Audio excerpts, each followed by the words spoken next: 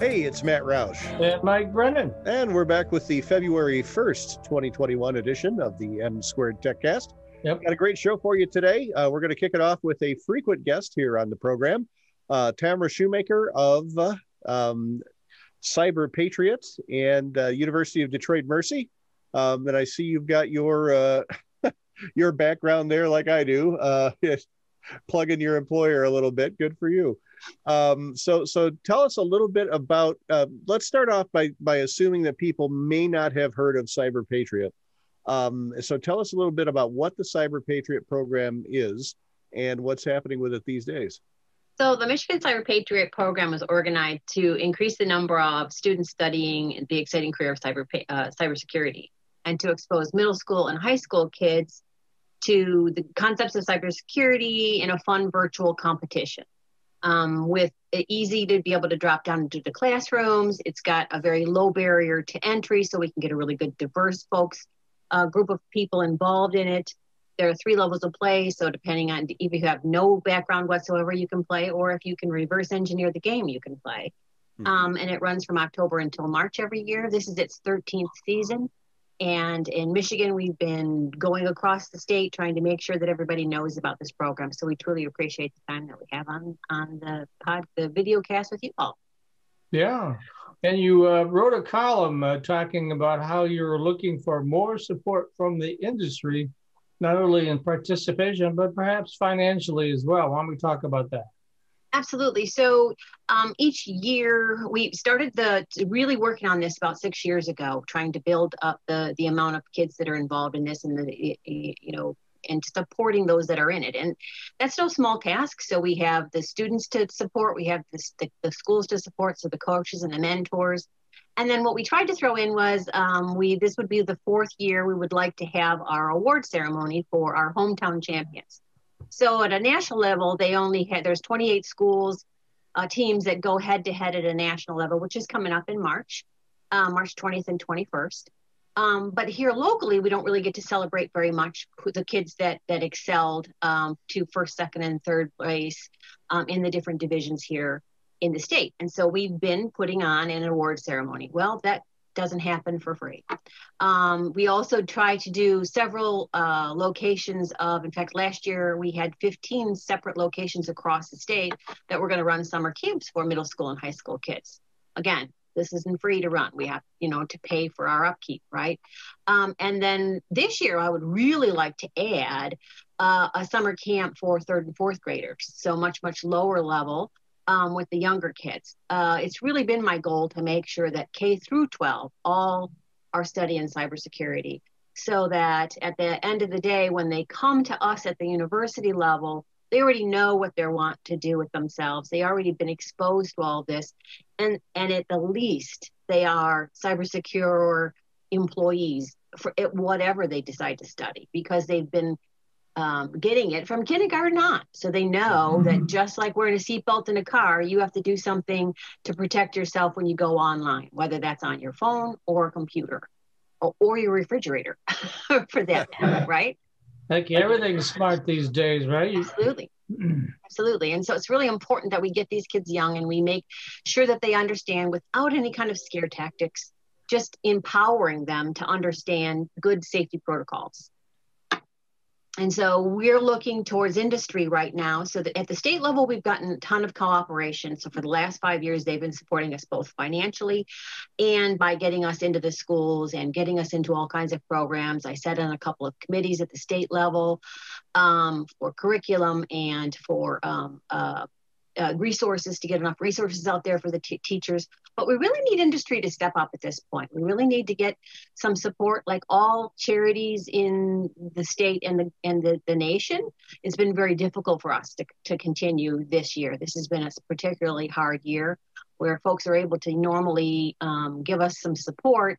That most of that support now is going towards COVID, as it rightly should. Right? I mean, it's one of those weird, delicate balances, but I'd like to not have to junk the whole program for a year because of that, right? So we've got things that are coming up, bills that will be due, and we truly want to have our celebration. We truly want to have our summer camps across the state.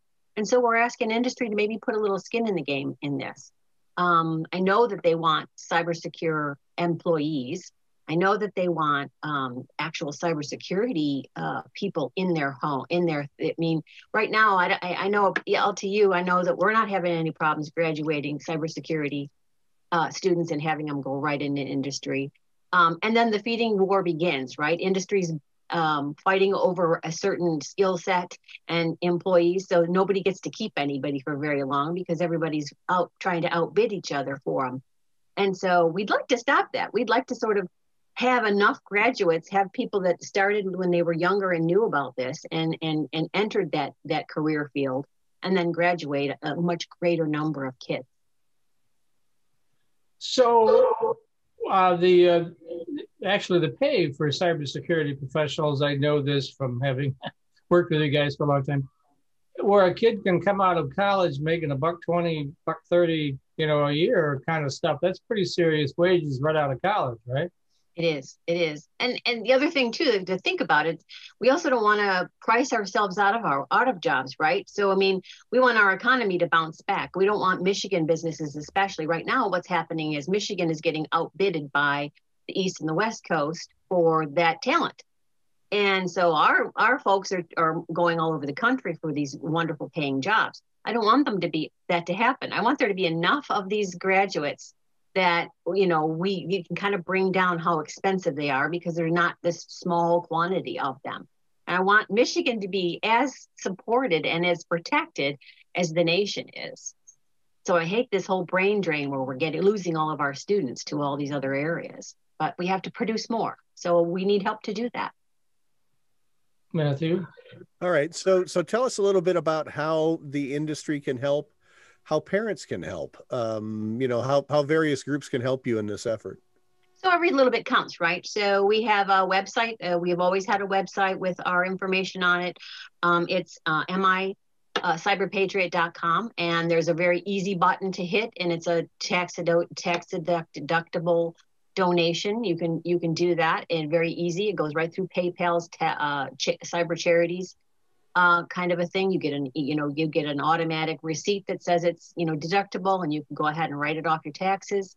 And so that's a real easy way to do that. You can give us a call or email us too if you'd like to do some co-sponsoring where our stuff is on your website, your stuff is on our website. Those kinds of deals and those kinds of things that any normal charity has. At whatever level you come in. Like I said, we have we hope to have our 4th annual award ceremony coming up. And of course, we would be giving out shout outs to everybody and logos on those websites.